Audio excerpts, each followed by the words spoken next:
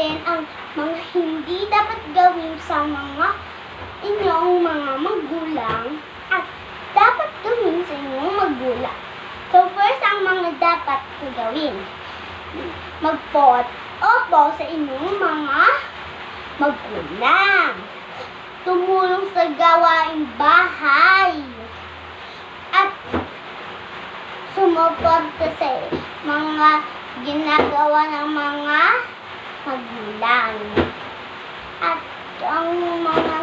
At gumawa ng inyong magdipit ng bahay. Ang mga hindi dapat ko.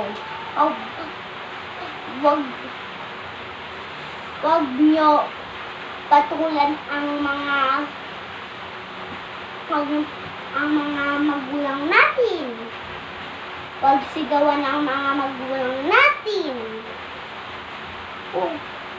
At ang mga kailangan natin ay mag-sorry. Back again sa hindi dapat gawin. Ang dapat gawin ay sumunod sa inyong mga magulang. Kasi ang mga magulang din nag-uutos. Mga ganon. Sana matutunan nyo ito sa pag-vlog namin sa inyong lahat.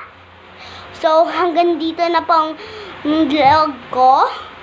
Please like and share and subscribe if you want more Brian vlog. So, bye-bye na po. Bye-bye everyone. Sana matuto kayo dito.